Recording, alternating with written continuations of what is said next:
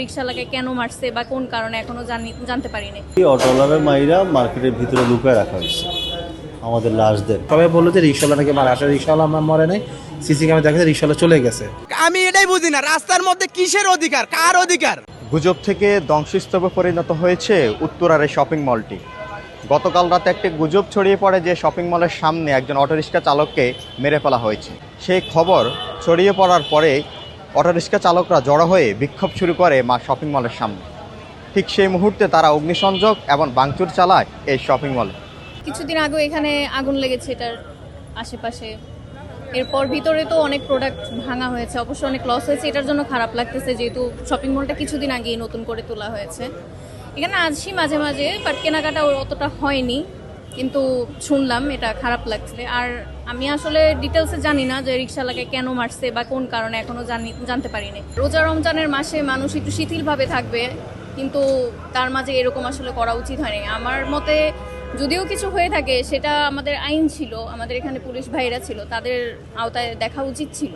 I think রাতের বেলা হয়েছে, হয়তো বা দেখে নেই, বাট এটা প্রত্যক্ষভাবে দেখা উচিত ছিল। 10টা সাড়ে 11টার দিকে, মানে আমরা তো গ্যারেজে জমা নিতেছিলাম পয়সা, পরে 11টার দিকে একটা ড্রাইভার যায় বলতেছে যে ওই জায়গায় গ্যাঞ্জাম হয়েছে। কি নিয়ে হয়েছে? যে সিকিউরিটি গার্ড এই রিক্সার ড্রাইভারে মারছে। এই কথা বলে যে মাইরা লাশ ভিতরে টাইনা নিয়ে যাইয়া স্পট ডেট বানাই ফেলছে। এই কথা বলার পরে রিক্সার ড্রাইভার যে জায়গার থেকে পারছে, ওরা যে গ্যারেজে গাড়ি থুয়ে সবাই অগ্রসীল হয়েছে এই জায়গায় স্পটে আসার জন্য। তা আমরা আবার মালিক পক্ষ যারা ছিলাম, যারা সংগঠনের লোক ছিল, তাদের কাছে নিউজ দিছি, মেসেজ দিছি, সবার কাছে ফোন দেওয়া হয়েছে। তারপরে জিনিসটা সবাই এই জায়গায় তারা চলে আসছে সাথে সাথে স্পটে। আমরাও আসছি 1:35 তখন থানা রোডে এদিকে বিশাল গ্যাঞ্জাম হইতেছে। পরে আমরা ওই সাইডে, আমরা রানা বলার সাইড, ওই সাইডে আমরা সবাই সংগঠনের লোক কিছু ওই জায়গায় ছিল, কিছু এই জায়গায় চলে আসছে। আইসা কোনো রকমভাবে মনে করলেন যে তাদের যে উচ্ছৃঙ্খল ইয়েগুলো, যেটা উগ্রপন্থী যাকে বলে, আমাদের গ্যারেজের ড্রাইভাররা যদি আপনি একটা উস্কানিমূলক কথা বলেন, তারা ওইটার ভিতরেই গুজব ছড়ায় তারা ঝাঁপাইয়া পড়ে। এটা তাদের সাথী ভাই যদি কিছু হয়, এই কারণে তারা ওইটার উপর বিশ্বাস করে তারা ওইভাবে ঝাঁপাই পড়ছে।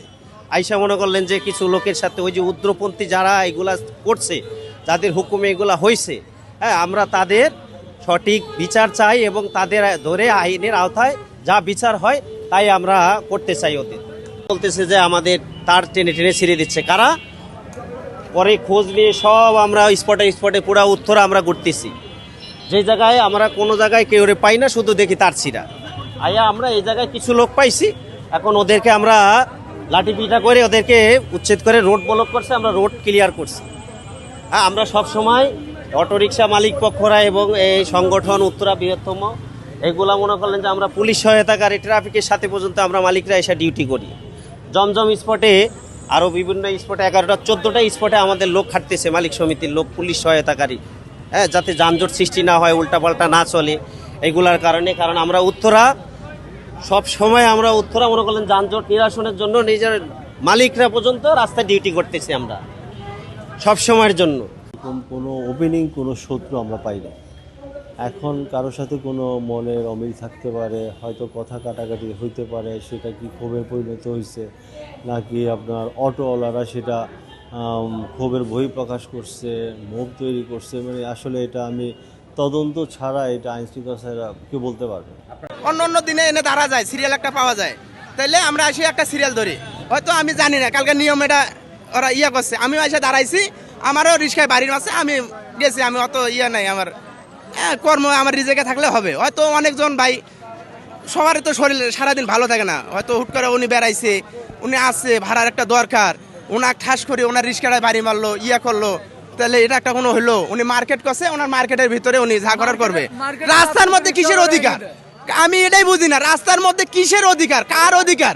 ঘটনা হয় যে সাইডে রাখছে, সিকিউরিটি বাড়ি মারছে, মারামারি লাগছে, যাই হোক লোকটা নিয়ে গেছে, ঠিক আছে, আমি দেখি নাই, অবশ্যই নিয়ে গেছে, নাইলে এরকম ভাঙাভাঙি হয়। তারপরে আমরা আসছি, এসে এরকম বৃত্তান্ত শুনি। প্রশাসন কি করলো, আরো রিস্কা আলাক 2-4টা ধরে নিয়ে গেল, আমার চোখে দেখা এগুলা, ঠিক আছে, ধরে নিয়ে গেল। রিস্কা একটা এখনো গাড়ি আছে, যে লোকটা ভিতরে নিল, তুই ধর, ওই লোকটা ধর, বাইর করা জনগণের মধ্যে পুলিশের কালকে একটা সুযোগ আছিল, ঠিক আছে, ওরা ন্যায় বিচার যে এই লোকটাকে এরকম করলি কি জন্য মারলি, কি জন্য লোকটা মারা গেছে এনে সামনে প্রমাণ করে লোকটা এতক্ষণে মনে করেন লোকটা জায়গায় যাইতো। আসলে বিকেল 3টায়, বিকেল বা দুপুর যেটাই মনে করেন, বিকেল 3টায় অটোওয়ালার সাথে আমাদের স্টাফদের একটা কথা কাটাকাটি হয়েছে। কথা কাটাকাটির এক পর্যায়ে কথা কাটাকাটি হলে এমনই হলো যে ভাই তুমি একটু সামনে চলে যাও, কাস্টমার ঢুকবে অথবা গাড়ি আসবে, প্যাসেঞ্জার নামবে, তুমি একটু সামনে যাও। আর আমি তখন দোকানে, মানে দোকানের গ্লাস দিয়ে আমি যতটুকু দেখতে পেলাম যে কথা কাটাকাটি এক পর্যায়ে হাত তোলাতুলি হয়েছে, তারপরে তাকে নিয়ে মারধর করছে। এরপরে অটোওয়ালা কী হয়েছে বাকিটা আমি বলতে পারবো না, এটা 3টার মধ্যেই শেষ। তারপরে রাত যখন 12টা আমরা দোকান বন্ধ করতে যাব তখনই আমাদের উপর অ্যাটাক করলো। কি হলো যে অটোওয়ালা আসে অ্যাটাক করতে। এরপরে হিউমার ছড়াইলো কি অটোওয়ালার মাইরা মার্কেটের ভিতরে লুকায় রাখা হয়েছে আমাদের লাশদের। লাশ কোথায়, আমরা মার্কেটে ঢুকবো লাশের জন্য কোথায় রাখছে। এই মব সৃষ্টি করা প্রায় 2-2.5 হাজার লোক টোটালি মার্কেটে ভাঙচুর শুরু করে। আমরা তখন দোকানের ভিতরে, তারপরে পূর্ব সাইডে আপনার আগুন লাগাই দিল, মেন রোডে আগুন লাগাই দিল, আমার দোকানের ভিতরে আগুনের লোহা মেরে আগুন ধরাই দিল। গ্লাসগুলো ভাঙে আমার জিনিসপত্র লুট করলো, showpiece, ladies sandal, ladies bag, cosmetics, toiletries, মানে যা আসছিল সবই, ছেলেদের আইটেম, বেল্ট, তারপরে ট্রিমার, হেয়ার ড্রায়ার, যা আছে কালার, সব কিছু নিয়ে গেল। আমার দোকানে প্রায় 4.5 কোটি টাকার মাল ছিল, এর মধ্যে হয়তো 1-1.5 কোটি টাকা থাকবে, বাকি 3 কোটি টাকার মাল আমার ক্ষতি হলো। লুট করলো, ভাঙলো, মানে সব হাইজেক করে নিয়ে গেলো, এরকম অবস্থা। আমি পুরো ক্ষতিগ্রস্ত। আর দ্বিতীয় কথা, আমার স্টাফের স্যালারিও হয় না, আমার বোনাসও হয় না। আমি এদেরকে গতকালকে সেল ছিল 3.5 লাখ টাকা, আমার ক্যাশও টাকা ছিল, ওই টাকাগুলো আমার নিয়ে গেল। এদেরকে আমি বোনাসও দিতে পারি না, বেতনও দিতে পারি না। দিব মানে 12টার মধ্যে দেওয়ার কথা ছিল কালকে, তাৎক্ষণিক হামলা, আমি বের হয়ে গেছি, ক্যাশে তালা লাগাই, চাবিটাও আমার পকেটে, কিন্তু আমার ক্যাশে টাকা নেই। করেছে রিক্সাওয়ালারা, যারা 11:30টার দিকে এই ঘটনাটা সূত্রপাত। সিকিউরিটি গার্ড এবং যারা রিক্সাওয়ালা, ওদের সাথে একটা কথা বার্গেনিং হয়েছিল। এক পর্যায়ে তখন হাতাহাতি, এবার তৃতীয় পক্ষে এসে তারাও জিনিসটাকে উস্কে দেওয়াতে তারা আরও ব্যাপার হয়ে গেছে। পরে সবাই বললো যে রিক্সাওয়ালা নাকি মারা, আসলে রিক্সাওয়ালা আমার মরে নাই, সিসি ক্যামেরা দেখা যায় রিক্সাওয়ালা চলে গেছে। এই একটা গুজব, তখন সবাই রিক্সাওয়ালারা এক জড়ো হয়েছে। এই রাতে ভাঙচুর, লুটপাট, অগ্নিসংযোগ সব কিছু করা ওরা। এই যে আমাদের এখানে দোকান আছে, যে ম্যানেজার, ওনাদের অনেক ক্ষয়ক্ষতি হয়েছে। আবার এই দোকানে অনেক ক্ষয়ক্ষতি, আর গ্লাস তো ক্ষতি হয়েছে। আমরা সিসি ফুটেজে দেখলাম যে তৃতীয় পক্ষ, ওই লোকটা আমরা চিনি না কে বা কারা, সে সম্ভবত মানে ঘটনাকে আরও বেশি উস্কে দেয়।